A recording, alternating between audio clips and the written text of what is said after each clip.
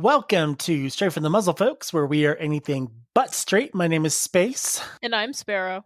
and we welcome you to our Pride theme episode, which is about what today? We are discussing big businesses versus pride, which is a controversial topic every year, I swear. It is. Because it changes. It does. It really changes on the does. whim. I feel like, pre-COVID, like 2018, 2019, we were kind of at a steady with it. And as soon as COVID hit, it started just being yanked back and forth with how people, thought about big businesses incorporating themselves into Pride and, seeing all this Pride merch pop up in stores. So it's been a roller coaster this year. I almost feel like, too, ever since the whole anti-masking kind of a policy, I feel like that's opened up an unnecessary door to more issues, which is why we have so many laws going against the LGBTQ community now. Do you know that since January of this year, the United States has launched over 140 anti-LGBTQ plus laws, both state and federal?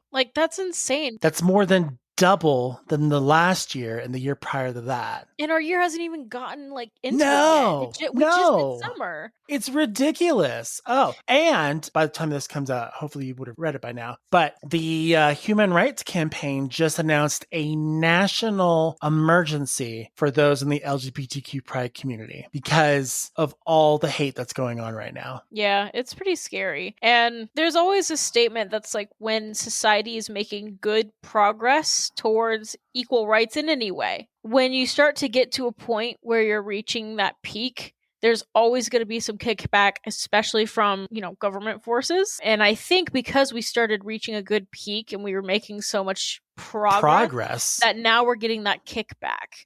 And, to keep it more optimistic, the kickback sucks, right? But I think it's a natural progression of actually moving forward. So while we're feeling the kickback now, I think we're going to push past it and reach genuine progress. When I think it's the kickback sucks because it pushes us back a couple of steps. But in this particular case, it strengthens the community even more to do more. So those who may have not been as active are now even more active and is it embolded? Embodies? Embodies? No, I think it's emboldened to do more. Oops, I don't know. I think, well, okay, we'll just say this, that they're more likely to do more, be more active in campaigns and be more involved in local and state and then I guess in federal laws as well. So here's something that's connecting to that space is a lot of people who become complacent, even if they are queer people, are folks who have a bit more privilege than others. So let's say men or white men who are still queer, of course, they still have terrible things going against them, like bigots and bigoted laws and things going against them, but they don't also have to deal with racism or sexism or transphobia. So they have a bit more privilege in that regard. So maybe they were more complacent before, even though they were still experiencing bigotry. But now that there is this kickback, everybody who is under this queer spectrum has kind of woken up and like, okay, we've been complacent a little bit here and we need to get back on the train of progress. Well, I want to kind of talk about this last weekend of Pride. I got to experience a little bit of it, not very much, but I got to very much experience what it feels like to have hate hurled towards you through a PA speaker and people holding signs and stuff. I've seen it on TV and I think I've maybe seen it here and there, but I've never actually felt it. And I'll explain what I mean by that in a minute. Last weekend, we went to Pride and the Utah Pride kind of just screwed up a lot of things. First off, on their website, they said that Utah Pride started at 11 and that the festival, which is concerts, all these activities then start at 1 p.m. But what they meant to say was that Pride Youth starts at 11 and then the actual event itself starts at 1. Oh, they didn't really update that very well on the website. And so then I guess I got emails, but I didn't see the email. So I organized a group to go down there at 11, only to find out that actually doesn't open at 11. It's only for youth at 11. And I'm like, are you freaking kidding me? So I was kind of peeved by that. So we walk around, go get lunch, come back. We go in and it's really cool. They had like this year, they had tons of like balloons, like really extravagant balloons set up that you could take pictures. And it seemed like a lot of fun. We got in, they had heightened security, like I want to say 3 times the amount of security I've ever seen at a Pride event. But that's probably because of all the recent events that have been going on, not just like in my community, but just nationwide. There's a lot of just hate and, fear. And so they basically needed to juice up security. And there were a lot of police there too, which was nice. We had to go through like metal detectors to get in.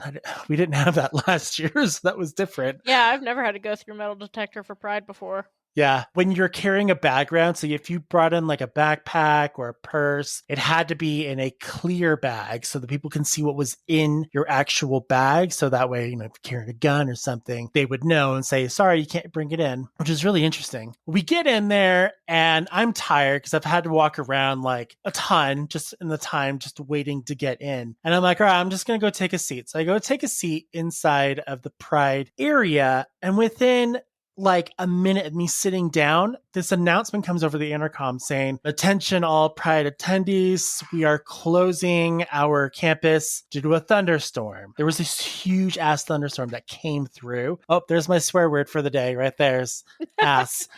You only get one swear word for each episode. This huge storm came in and it was like, I saw pictures later. It looked like the clouds were actually starting to swirl and come towards the bottom, like creating a tornado, which is kind of scary. So we had to take shelter somewhere because they were basically evacuating everything, vendors, attendees, artists, everything. And so the nearest building was the library. So everyone goes into the library. It's freaking hot in there. But the weird thing is as they were evacuating, they're just like, please go to your nearest indoor building or whatever. And I'm like, but what buildings are open? And they're like, well, we don't know what buildings are open. I'm like, you didn't account for this? I mean, hello, you've had like a year to account for this. You don't have a backup plan for what happens here. Like, so you have like what, 5,000 attendees that are just going to like evacuate and go nowhere. Like, I mean, it was just a mess. And so we all waited like an hour inside this place.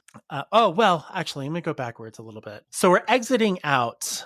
And there's 2 exits, 2 main exits, which is basically the entrance. You can either go right or go left. We go left because in order to get into the library, this is what's really annoying, is you have to walk around this complete business block in order to get into the library. Even though the library is on the campus of Pride, they've blocked off all entrances but one. So it was completely out of the way to get where you needed to go. But as we're exiting, I see signs and I see picketers and I hear a gentleman spewing just the most irritating, like anti-LGBTQ topics and things of the Bible, things that like you just don't want to hear as you're exiting something. And I thought I would kind of fight back. And like they were saying, like, you think you're gay? You don't know what gay is. And I'm like, your signs are literally gay colors. You've got the rainbow on your signs. And here you are praising against us. And so I walk away because I'm like heated. And then he's like, you know what you all are? You're a bunch of homosexuals. You're homos and lesbos. And I got that's why we're here.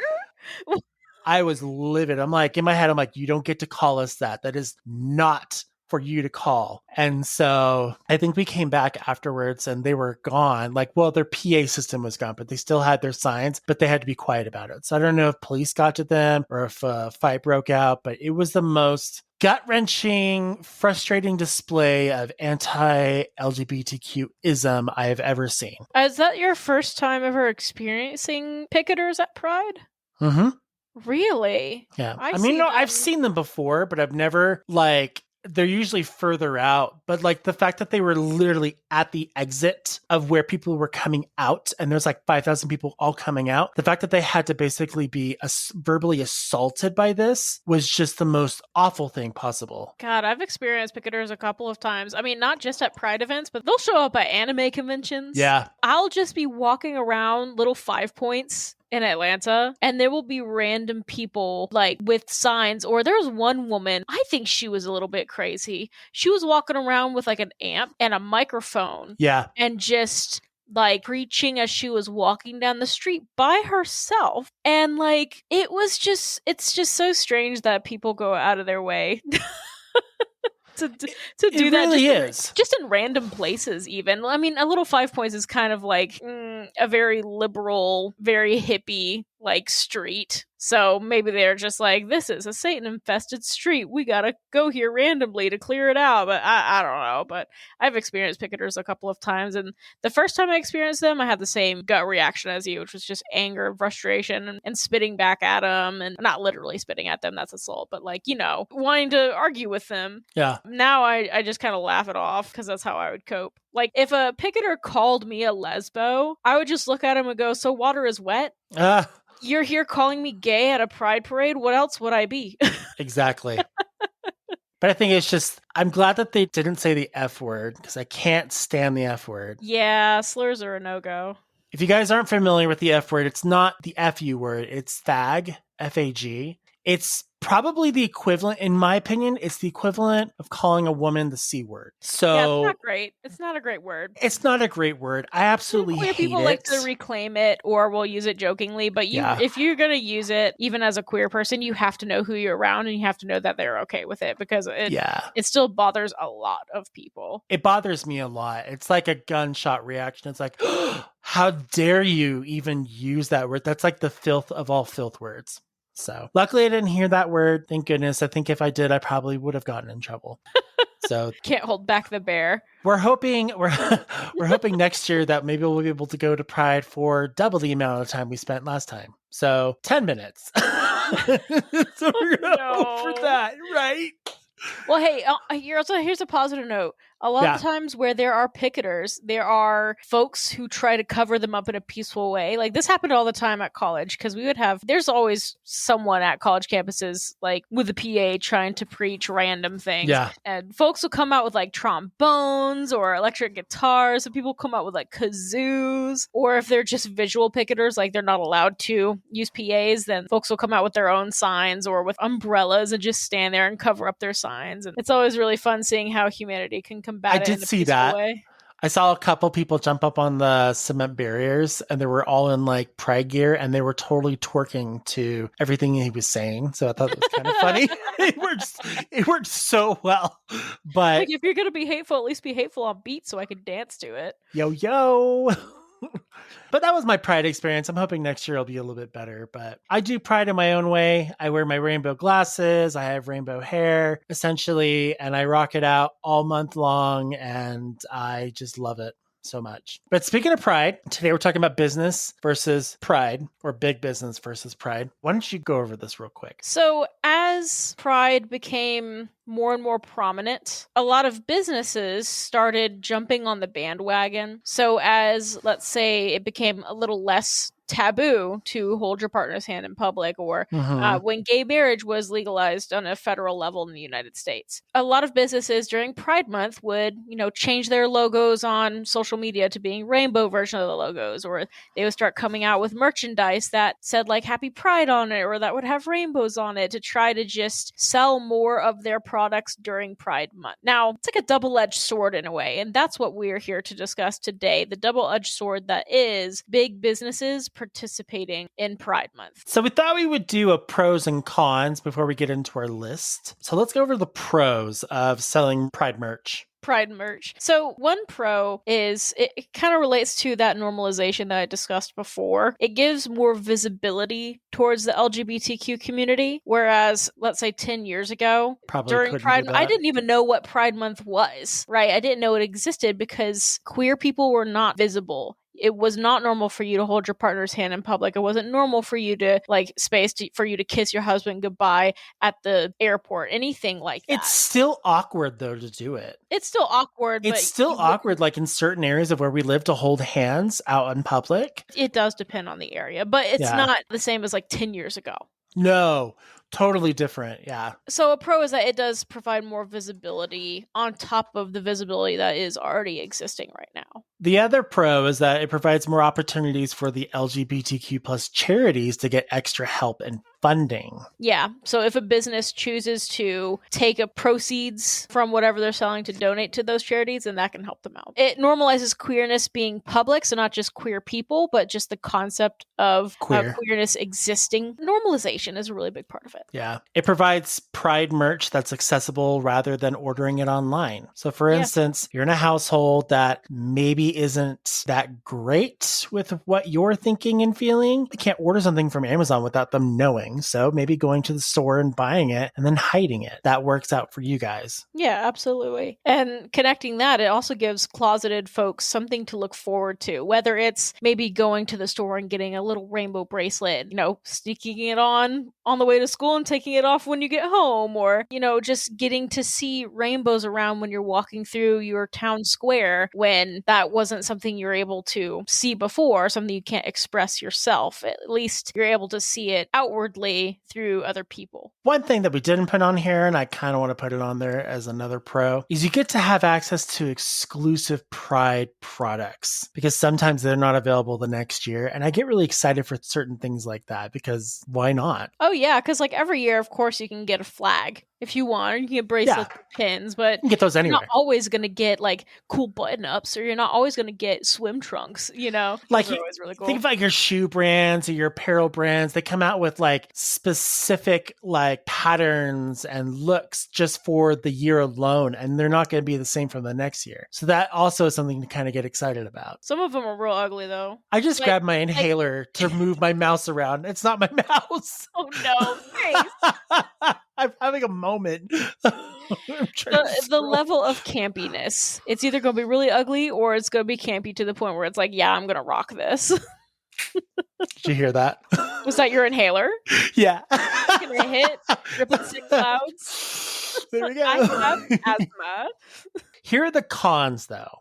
Corporate uses Pride for personal profit. Yeah, so if they're not donating any proceeds to charities and they're just using it to boost their own profits, then not great. I mean, that's classic corporate greed right there. It is what it is, and it kind of sucks, but whatever. We're still probably going to go buy that product anyways. I mean, that's the double-edged sword part of it, right? Right. It can also spark a lot of anger in small-minded people, especially in public places. Yeah, Karens or... the right wing. Anything like that, right? So if somebody is... Republicans. If somebody is clearly homophobic and they see a Pride stand anywhere, or they're at the library and they see a stand of books that represent queer people, then they could go on some kind of hissy fit. Whether the hissy fit is verbal or physical depends on the person, but it can cause a disruption, which can be dangerous. It also creates that bubble between what Pride was and what Pride is now. What you see in the stores now is very bright and fun and exciting and cool, but there's no history behind it. Whereas where it was then, I mean, it all started with the Stonewall riots, right? Mm-hmm. So there was a lot of history. It'd be kind of nice to see some product that incorporated history into what is now. I don't know, maybe some t-shirts would be kind of cool. I'm sure there are some, but... or some books, anything like that, something that's a little more educational, because while it is a celebration of queerness, which is good, it also would be helpful for especially younger queer people who may not know why Pride exists in the first place. That is an important thing to do. I think in our community, it's great that you're coming out, but then also reflect on the past. It's the past that gives you the reason, the ability to become who you are. And you might as well learn that past and be grateful for it. Take that happiness and excitement and move forward with it. And then one last con is that Pride Month has a habit of leaving out other aspects of the community to shine, specifically people of color in the queer community. Mm-hmm. We have made steps forward with it, like the inclusive flag now includes the black and brown stripe to show how prominent people of color have been in the LGBTQ plus community, especially with building our rights. But I feel like we kind of start to lose some of that during Pride Month, and we forget how important it is to lift up people of color within our community. And there is one particular day that's coming up. It's June 19th, known as Juneteenth. But I feel like there should be way more events and awareness around people of color, especially in the LGBTQ community. Even if there's just that added stripe or two to the flag, I feel like there should be more that's celebrated. And we don't see that as much. We're just seeing your classic rainbow pride items. And I'd like to see more than just that. Agree. Now, there are a variety of big businesses out there that are supportive, who aren't supportive, and then everything else that falls in between. So do we want to go over the cons or the bad ones first and then... Yeah, because I feel like everybody already knows a lot of the businesses that aren't supporting the queer community, right? They're the ones that have been thrown around, talked about constantly so far this month. So the first one, that's kind of like the big business that isn't so great with the community, and it's kind of a weird one because it's on the fence at the moment, is Target. It's so strange because Target has always had Pride merch for the past couple of years, and so many queer people on like YouTube will go on the website and judge it like 1 out of 5 stars. Don't we? I think we did that in a YouTube video. Yeah, we did. Jumped on that bandwagon at some point. But what's interesting is that for over a decade, Target has sold Pride theme items. And then recently, there was a brand named Ep7, I think is what it is, or Ep7. Ep7? I think so. That featured a couple of things in its collection that really pissed off customers that aren't necessarily for the community, I could say. They're small-minded people, possibly investors, and it really made people mad to the point that they were actually, Target was getting death threats and threats to their employees, like physical harm, if they continued to carry this product. So naturally, Target decided to pull not just the brand, but all of their Pride merchandise off of the shelf and have no, as far as I'm aware, no plans to put it back this year, which is really sad. It's really frustrating because then it's like saying, well, now you're just agreeing with this one part of the community, and what's to say that it's not going to happen now to other companies if people just throw up a fight and be like, well, I don't want to shop at your facility anymore because you sell Pride merchandise. When did that ever make a difference? It's money. It's the silence is violence kind of thing, right? Yeah. I think it's odd. I mean, it's been there for years and just now it's made a big deal. So yeah, it's a part of that kickback that we were talking about. And of course, there are other businesses out there that are more clearly anti-LGBT, like Chick-fil-A and Hobby Lobby, which have been on our, list of things to avoid for a while. I don't even understand why Chick-fil-A is so popular to begin with. I've been there once. This is before I knew that they were anti-LGBT. Do you guys have them in Utah? Yeah, they're in Utah, and they're basically their lines are like a mile long. They're ridiculous. They block traffic, which is really annoying. I've been there once, and their food's not even that great. I don't understand the hype behind it. I don't get why it's so popular. It makes absolutely no sense to me. They have what? They only have 4 things on the menu. Yeah, and they're not even that good. It's just chicken. And then I was talking with Ruby, and Ruby was saying they're so popular because they're so good with their ads. And I'm like, I hate their ads. Their ads make me feel stupid when I'm driving on the freeway because it's cows spelling out eat more chicken in poor grammar, basically. And I'm looking at this and I'm like, really? You couldn't do this in a better way? I feel so dumb reading your dumb advertisement. There's another version of Chick-fil-A called Truett's, and it's basically the same thing, but with a more retro diner look to it. Do you know what have you heard of Truett's? No.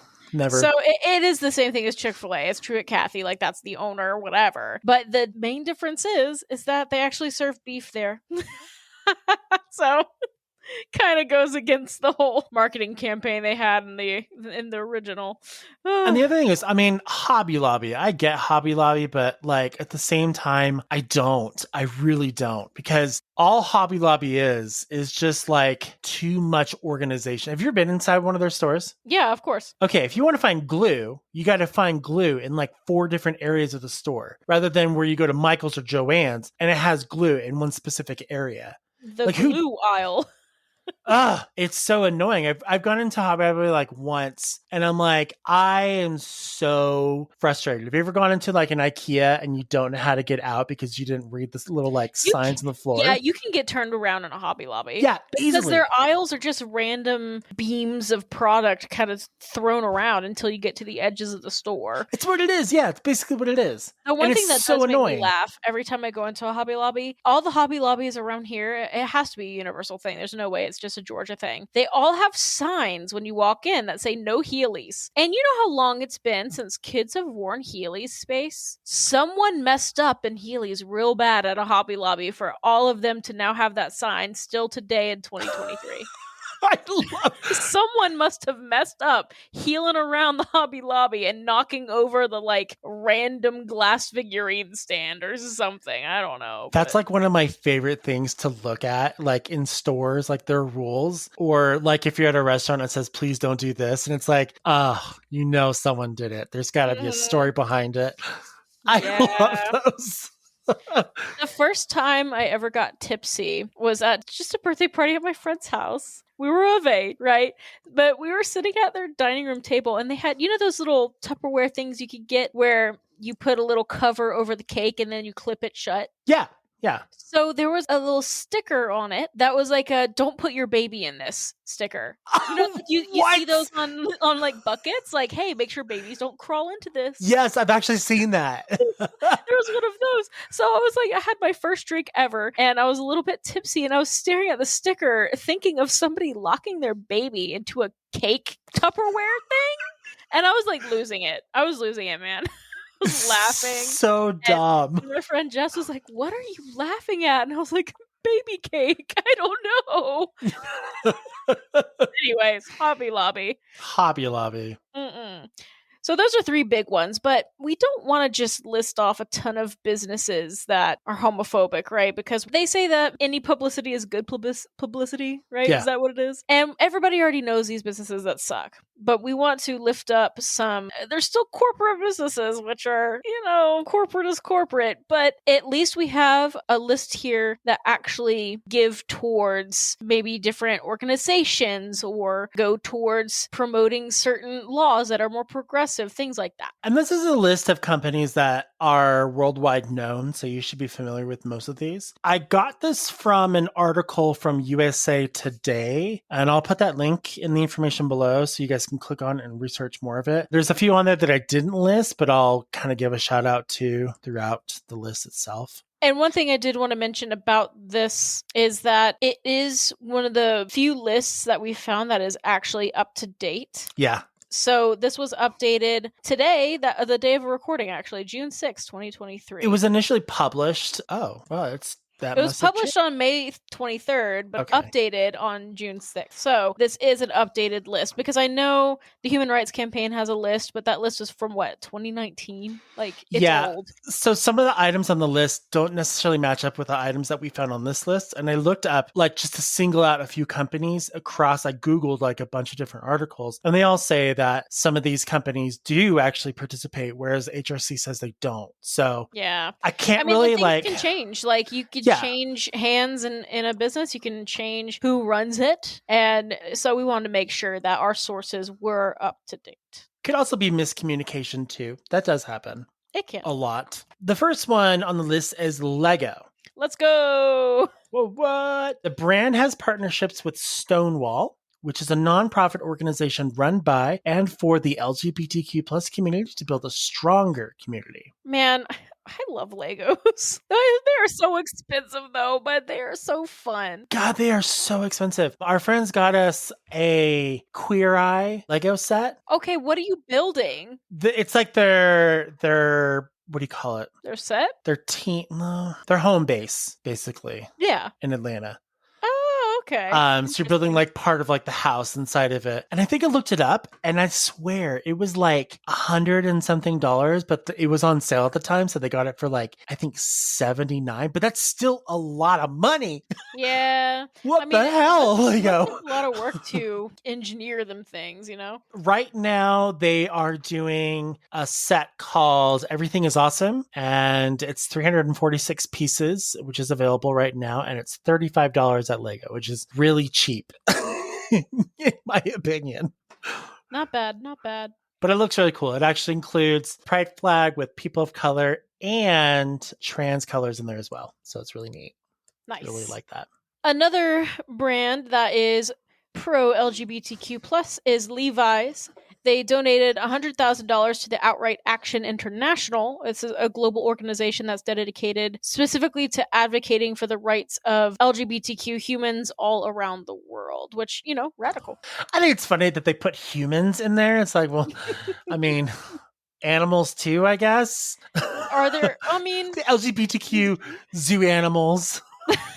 Wait, wasn't there... I mean, penguins are pretty gay. So are seahorses. Yeah, seahorses, parrots. Oh my god, parrots are really gay. Did you say it again? Parrots. Parrots? You said parrots for a second. Parrots. I was like, what's a parrot? Parrot.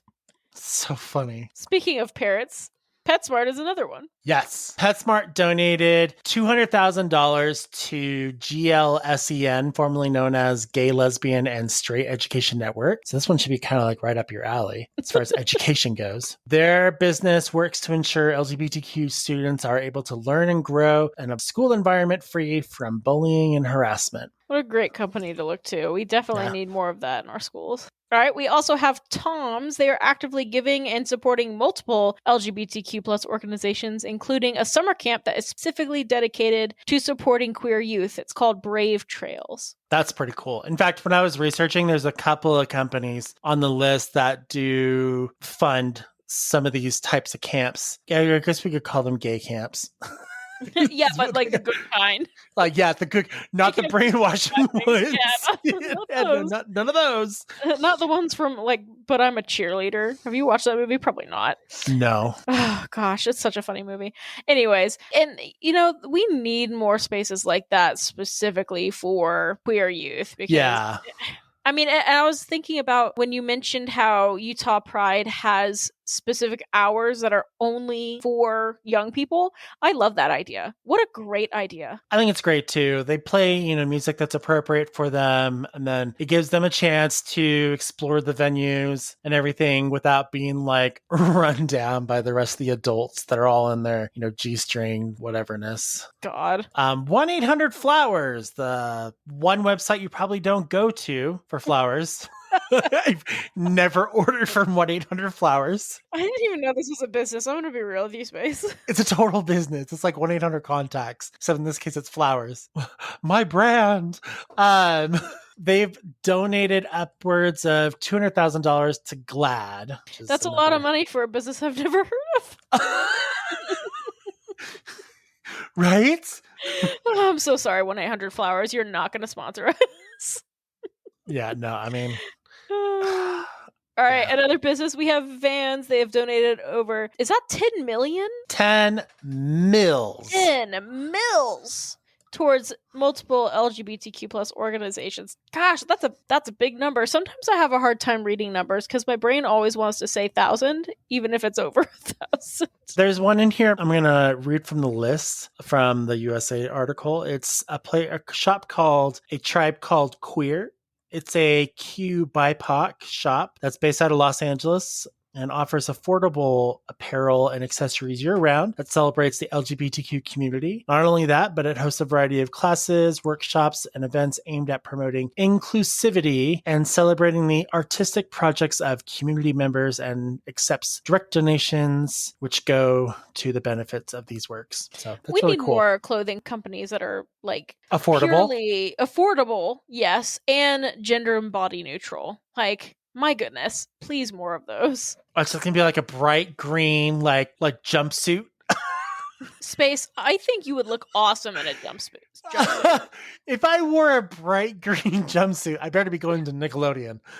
That is the only place that would be acceptable. Oh, no. I could get slimed and blend in. It's like camo. Yeah. Where did Space go? Away. That's where he went. We have a lot of shoe companies up in here. We also have Uggs. Which is so funny. Every time I think of Uggs, I just think of like that old stereotype from like 2010 of the white girls with Starbucks. I don't think I know. Really? That was a stereotype that was played around with when I was Starbucks girls wearing Uggs. Starbucks girls in the summer of the dead heat. And uploading pictures on their Tumblr pages. But they donated $125,000 to the Trevor Project, which is a big project in your area, isn't it? It is, and it's also general, but it's in general. It's a big project in California. I think they have a small branch here now, but it's a huge thing. It is my dream to either work for the Trevor Project or volunteer for them. That is an achievable dream. It is. There's also Reebok. They've pledged to donate $15,000 to the, I'm sorry, this is a legitimate name because it's super long, Whittier Street Health Center's LGBTQ Youth wellness program, which provides medical, mental, and supportive services to those who identify in the LGBTQ spectrum. It's a long name, but I do appreciate that they explain exactly what they do Yeah. and what they provide, because there are a lot of charities where it's like, yeah, we're this charity. It's like, okay, so you're an What do you do? LGBTQ charity, but what do you do? Like, It's too hard to what? explain. That's what it is. And when it comes to medical, that is something that's very much needed in most queer spaces. So good to know. I'll read this next one because you're not a big fan of them. Oh, Disney will donate all of their proceeds from their Disney Pride collection on June 30th of this year towards LGBTQ organizations, including a Spanish one specifically called Aurelis, which offers resources towards trans youth. that's awesome. So if you go on like this list and you go and you find the Disney Pride collection, you click on it, there's a lot of like high price, high value items. And the fact that they're not going to take profit from any of that and they're going to donate it to organizations, I think that's amazing. I think it's also especially amazing that one of them is, for one, a Spanish organization, because, again, people of color need to be lifted up at this time. They do. But also for a trans community, which I feel trans people are being especially targeted right now. So I think they need some extra support during this time. I kind of wonder, like, okay, I know that Disney can afford it because they're like a conglomerate. And I know they're also, oh yeah, I would just tell you this. So you know that brand new, have you heard about their brand new Star Wars hotel that they opened? No. Like in Walt Disney World? It is insanely expensive. It's probably one of the most expensive places to stay at Disneyland. So it's been open for about a year, two now. And it's done so bad that they're actually shutting it down at the end of this year. Because no one can afford it. Yes. I mean, come on, Disney. Let's start like producing some affordable tickets that I can go. Like, I would love to go, but a day pass is so fudging expensive. I don't even know if I want to do it. Yeah, that's the thing about like Disney World and Disneyland or whatever, is that it is definitely not for normal families anymore. It is for the one percenters. Like, nope. It's just for like couples, but like, you know, it just gets really expensive. But going back to like the Disney, I wonder if they do things like this, like big companies donate money to these charities for the tax break, which then brings us back to the question, are they doing it because it's financially a gain for them? Or are they doing it because they actually believe in the community? Well, there you go. I will say this about Disney when it comes to their employees, is that they do support their LGBT employees, both like politically, but also medically. So the benefits that you get as an employee, not like, I don't know about Disney World and Disneyland, because the people who work there get underpaid and overworked. So I'm not talking about the theme parks. I'm talking about like animators, people working in finances, things like that. So if you were like a corporate employee of Disney and let's say you're trans, you can get gender affirming care through their insurance. It's so funny. So like, I believe Disney stood up and said something about the community, and their governor, Ron DeSantis, got really mad at them for basically what Disney's basically saying, that they were exercising their free speech. I don't know if they were saying something against what the governor had said, but they had stood up for what I understand the LGBTQ community. So there's been this war between the two. Well, a few weeks ago, Disney's like, I don't even understand why you hate us. Don't you want our money? Like, don't you want the taxes and the revenue that you're going to get from us? And then literally, I think like last week or the week before, Disney pulled a multi-billion-dollar project from Florida saying, well, you don't get to have this anymore. You don't get to have these like 100,000 jobs that we're going to create and this money that we're going to produce for the state. Screw you. I loved it. I looked at it and I'm like, that is hilarious. I'm not going to support anything that's going on in this little feud, but I think it's hilarious. Furries are fighting DeSantis. Disney is fighting DeSantis. What's happening? I don't understand it. I swear to God, if that guy becomes president, I don't know what's going to happen to this country. We don't talk politics on this show. That's for that not reason. True. This is true. I mean, we are talking politics right now. We will talk politics in our last Pride-themed episode, which will be with Ruby and I, and we're going to be talking about trans rights. So that one's going to be probably our most important episode of all. We love Ruby in this house. Going back to the list, we have GC2B, which it's a binder company. It's a trans-owned company that specializes in gender-affirming binders. They have raised over $135,000 for artists and partner organizations over the past few years, and they've also donated over 6,000 binders to those in need through their donation program, which is awesome. Not to be confused, they're not the binders that you take to school. They're like the binders you wear. Yeah, they're like the binders you wear. I don't know if it was who was it? Paradox. Syllabus, a binder, and everybody's like, "What?" Paradox was talking about binders and how she thinks that she's probably going to start wearing one, and I'm just like, in my mind, I'm like, I don't think a binder would fit around your body. I mean, let alone the clips, like the hole punch clicks. Ouch! Yeah, I was just like, I was literally thinking like a binder. Like I wasn't thinking the binder around your body for some reason. I know. Buddy. I'm spacey. I remember like when that. this company was like really small. Yeah, but they've made it on the list. Look at them go. Converse, which is also another shoe company. Since 2015, the brand has donated more than $2.5 million in support of local and international LGBTQ plus organizations. This year, they are giving a portion of their proceeds from the Pride collection to the It Gets Better project, which creates programs to help empower LGBTQ plus, nice. Which is awesome. Doc Martens and Converse are just a universally queer shoe. Yeah. A tech company on our list is Apple. They support a number of LGBTQ advocacy organizations, including Encircle. They offer safe spaces for queer youth, young adults, and families. And they also support the National Center for Transgender Equality, which is committed to social justice advocacy for transgender people and others. And there are a few others on the list that I'm looking at here. There's Doc Martens. Like I said, Doc Martens and Converse. I'm not a big fan of Doc Martens. My sister used to wear them a lot, but I guess they're good shoes. They were originally work boots. Oh, okay. Well, there you go. But it looks like Doc Martens is working with the Trevor Project and is also donating $200,000 towards their organization. Nice. Another company that I've never heard of, I Buy Direct, which is glasses. Oh, yeah. I buy my glasses from Zenni Optical because it's super cheap. Same. Let's see. For their 2023 line, the brand is donating all proceeds up to $50,000 to the Trevor Project. That's awesome. Fossil, the watch company. Ooh, they have a really cool watch. I just kind of want to buy it just for the watch. It's every hour is a different color of the rainbow, basically, or the flag, which is really cool, including the people of color, which is awesome. Nice. Proceeds from sales from their Pride collection will benefit the Trevor Project with a minimum donation of $100,000. Fossil has donated over $275,000 since 2001 to support crisis services, education, and advocacy programs for LGBTQIA plus youth, which is pretty awesome. Joann's is in there. I'm not a big fan of Joann's. Wow, okay. Sorry, I'm more of a Michaels person.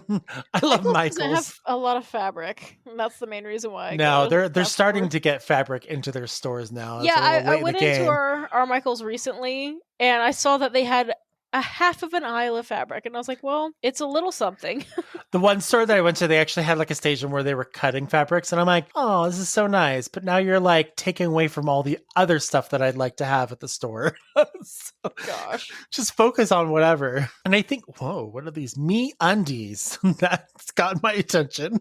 Oh yeah, a lot of YouTubers are sponsored by Me Undies. I mean, they look nice. MeUndies partnered with the Los Angeles LGBT Center to support their mission by donating $10,000, as well as $115,000 of undies to their Trans Wellness Center. Oh, that's cool. Nice. And there's a whole variety of other ones on there, too. A bunch of companies. You got like Pop Socket, Skagen, which I believe is a watch company. Surprisingly, Target is on this list, but I'm just going to go ahead and say, ignore it. I do hope that even if Target has pulled their Pride merch from stores, I hope that they're still at least donating some kind of proceeds to something. Hopefully. I hope so. That's the least they could do for what's happened. So that's all we have for our list. I do want to end the episode today with a post that we made on Twitter. And I asked you all, what are your thoughts about businesses selling Pride merchandise? And we have quite a few responses. Ruby said that I appreciate the visibility, but I also know it's because they want money. Sadly, most use it to hurt the community. I commented back and said, it's almost as counterproductive as when LGBTQ peeps go to Chick-fil-A, because you know they do.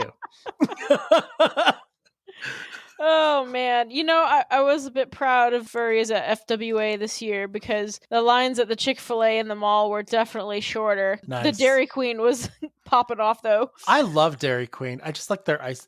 Their food's good. It's just Their good. food is good. Okay, Yeah. I went there during the con because I was craving it, and this is so disgusting of me, but I will go there just because I want their gravy. Like in a Ew. chicken strip basket. So I went and I was like, I'll have some chicken strips with extra gravy, please. And then they gave me the chicken strips, like, sorry, we're out of gravy. And I was like, oh, but that's the only reason why I got food here. If you didn't have gravy, it would have gone to bulgogi. At least give me the grease from the grill. No. Yeah, like, I'll drink the fry grease. Ew.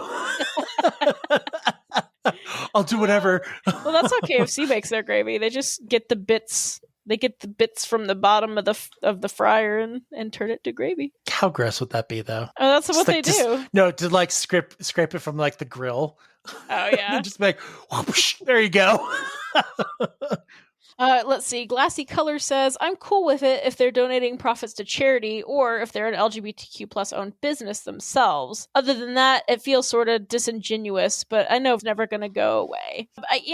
And I think that connects to Ruby's point too, where it's like, if they're actually supporting a cause, then it's good, but if they're not, they're just slapping rainbows around because they can, then bleh. Let's see. Valerine Furpak. Oh, no, I think their name was just Valerine. They have a list. So number 1 is it should feature art by queer people. 2, it should benefit queer people with donations to queer charities. And 3, they should commit to it. Cough, Target.